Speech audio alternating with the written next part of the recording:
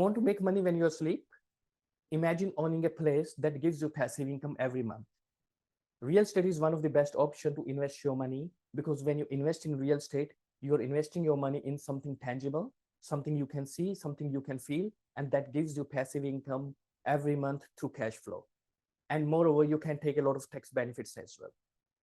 You don't need to be rich to start investing in real estate, but you need to be smart. You need to know these secrets which other investors are using to create multiple properties in their assets. And if you're interested to know the tips before you buy your first rental property and make it a success, keep watching.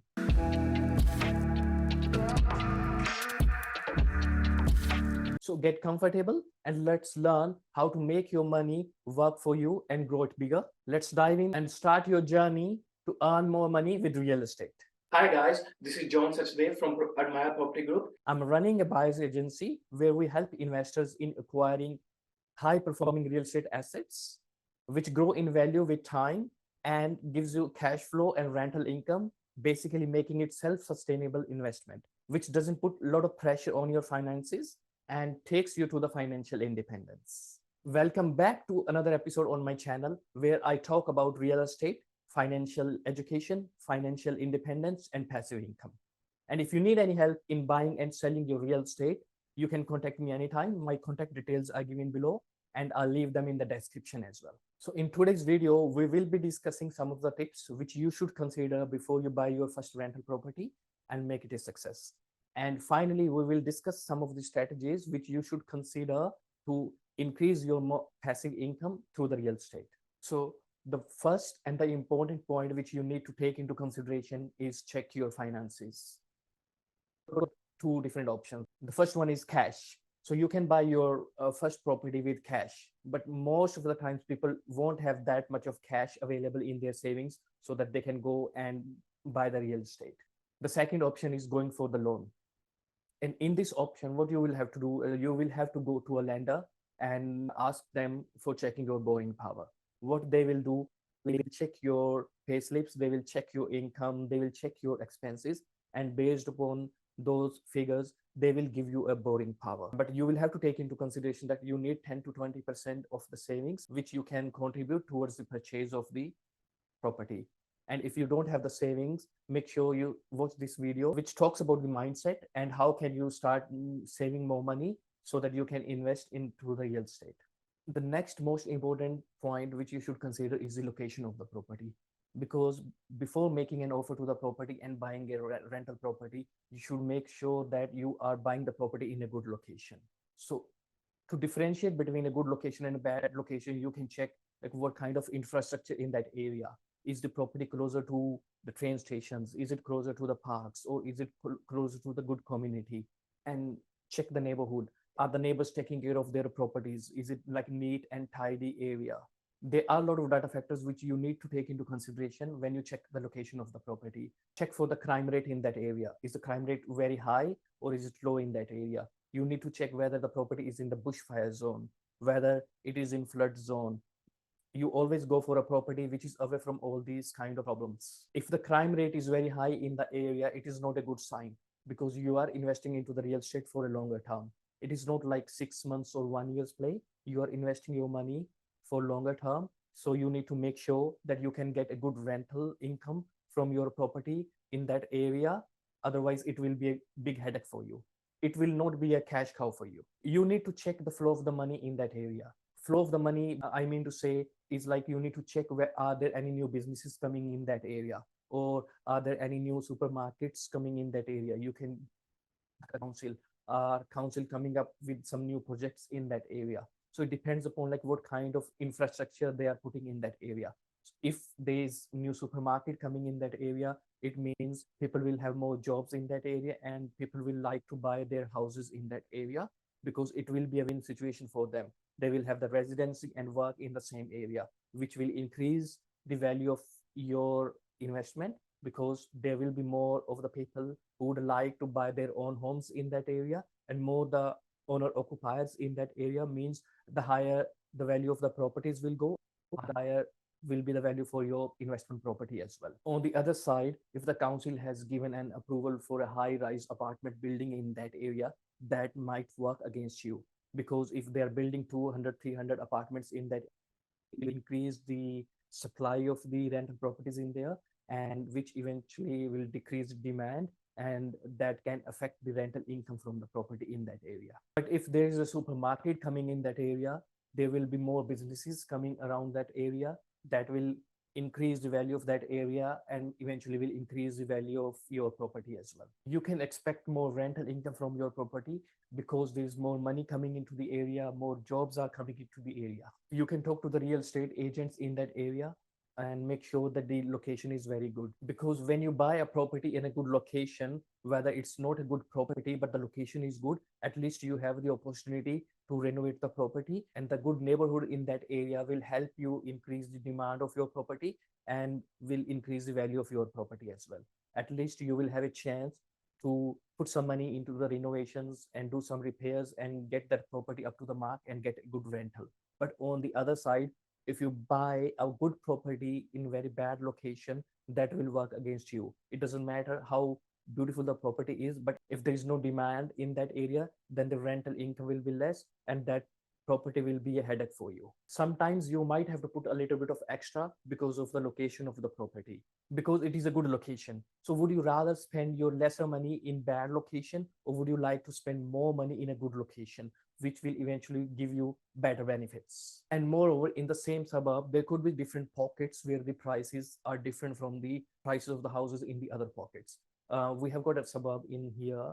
So we bought a property for one of our clients in a suburb where one main road was dividing suburbs into two parts. The right side of the suburb didn't have much demand, so the value of the properties in that area were lesser. And on the left side of the road, there are like supermarkets coming, new parks are coming, new estates are coming. So the demand was higher in that area. So the prices were also higher in that area. So we paid 10 or 20% extra for that client to buy property in that area, because there's rental demand and there are more chances of having increased rent in coming years in that area. So after finalizing the location for your property, the next thing you need to take into consideration is you need to calculate the cash flow for that rental property. For checking the cash flow for that particular property, I will take you onto my screen, and where we will take some rough figures and we will calculate that how can we find out the cash flow calculations for that property. Now coming to the screen, in these examples, I have just taken the rough figures. These are not the exact figures. So for example, if you buy a property of $500,000 and you are getting a rental income of $30,000 in a year from that property, there would be some expenses related to that property. Council rates would be closer to $1,800 depending upon the state you have bought your property in. The land taxes would be $1,800. Insurance could be closer to $1,500, and maintenance will consider around $1,500 in a year, and management expenses for $1,500. So these management expenses vary from state to state. In some states, property manager charge like 6-7%, and in some states they charge up to 10-11%. And the vacancy is $500, which we always forget to take into the consideration when we do the calculations for the property income, and the interest to be $14,000. In today's scenario of high interest rate, it becomes very difficult to find a property which gives you good rental income. In this case, the net income is coming out to be $7,400. So it is a positive. So it is a positive cash flow property. And in some cases, the properties could be negative cash flow as well. So if the property is becoming a high in negative cash flow, then you shouldn't go for that deal. I have already made one video on positive cash flow properties and negative cash flow properties. If you want to watch that video, I will leave the link below in the description for you. In this particular example, the net income is $7,400 in a year. If you divide it by 12, it's like $600 on monthly basis. So this property is putting $600 into your pocket on monthly basis, which is a passive income for you. And the gross yield for this property is 6%, and the net yield is 1.4%. So you need to concentrate on these numbers like gross yield, net yield, and how much net money is coming into your pocket when you're making the cash flow calculations for that day. The higher these numbers are, like the net income or the gross yield and the net yield, the higher it is, the better it is for you.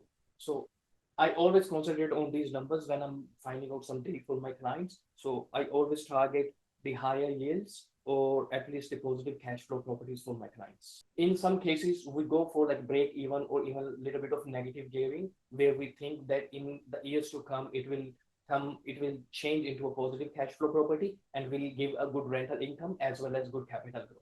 And make sure when you are finding out a deal for you as an investment, you keep the emotions away from you and keep the numbers as logic for you.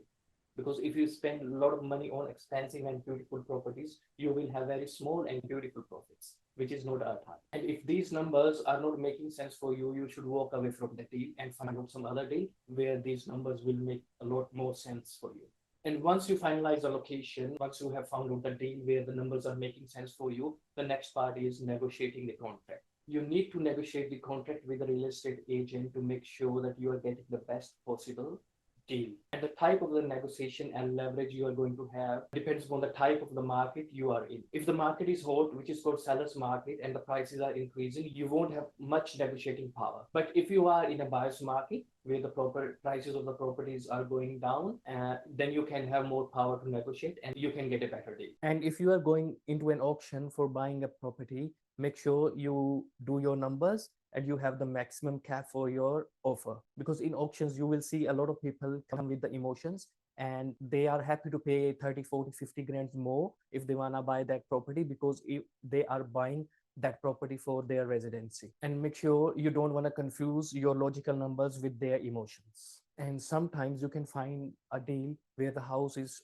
strong from structural point of view, but aesthetically it's not looking that great, and you can negotiate and get a better deal and can get a huge discount on that house, where you can do some renovations and make it look better and can get good rental income, which will eventually increase your rental yield and will make that property more positive cash flow property for you.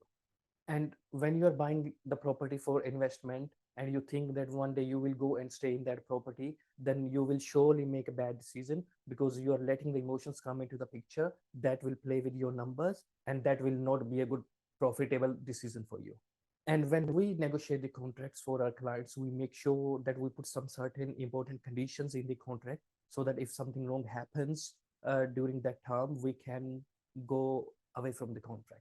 And once the contract is negotiated and signed, and the next step is doing the inspections and the due diligence. So in this part, you should make sure that you're putting some certain important conditions in your contract. For example, we always recommend to finance clause in the contract, because if something happens with you from your finance point, you can walk away from the deal.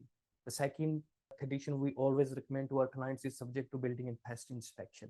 Some of the times clients say that they don't want to spend money on these type of inspections, but when you are making a decision to buy a property of 500 $600,000, it's worth spending another 500 $600,000 to get the property inspected from a professional, because these professionals will check the foundation, they will check the structure of the house, they will check the roof, they will check the mechanical, electrical, and plumbing to make sure that all the systems are working properly in the property. Because the last thing you want to do is spend a lot of money to get these systems working properly after you buy the property. And if something comes up in these building and pest inspections, you will know like how much money will be required to get this fixed, and you can base your decision based on those numbers. And this gives you an opportunity to renegotiate the contract with the vendor if there are more renovation needs to be done, a lot of more money needs to be spent. Or the worst case scenario, you can walk away from the deal. And we always recommend our clients to keep $3,000 to $5,000 aside for initial maintenance of the property. You should always budget for those initial repairs. And once you're happy with the location, numbers, negotiations, and inspections of the property, you should go and settle the property. And congratulations, the property is yours now. And once you settle the property, make sure you talk to a good company, insurance company, and get some good insurance in place that will take care of any damage by the tenants or loss of rent or rent default, so that you won't have much problem if something bad happens to the property after renting it. And once you own the rental property, the next part is renting the property out. I've seen people go property closer to their area, which I never recommend. It's always better to buy the properties in different areas. And I have seen people, they like to manage the property by themselves. They don't want to spend $100 per month and they want to manage the property by themselves, which is not a good idea. I never recommend people managing their properties by themselves, because it's better to spend more time on finding out your next deal rather than spending your precious time in managing the property. You should have good property manager to manage the property, because they can manage the property and manage the tenants better than you always. Because a good property manager will have all the processes in place. They will check the incomes of the tenants, they will check their references, they will check their previous employer references, and then they will decide like who to rent this property out. They will do all the day-to-day activities to make sure to check the tenant history and manage your property well. Because if you are a real investor, you shouldn't be spending a lot of time on these small activities, rather than you spend more of your time in finding out your next deal. And finally, the most important point, which I promised to tell you in the start of the video, is that you should check the floor plan of the property you are buying. Check for a floor plan where you can increase the number of the rooms with the permission of the council. For example, if you have found a property with a 3 bedrooms in it and there is an option of adding another bedroom in the property, then you can convert a 3 bedroom into 4 bedroom house, which will give a big boost to your rental passive income. So this will increase your rental yield and will give you a capital growth as well as equity in the property, which you can invest in your next project. And if you want to learn that how to use equity for your next, you can watch this video. I will leave a link in the description as well. I hope you enjoyed the video, guys. And if you like it, make sure you subscribe and like and forward to your friends who are considering investing into the real estate for passive income. Bye for now, and I will see you in my next video. Thank you.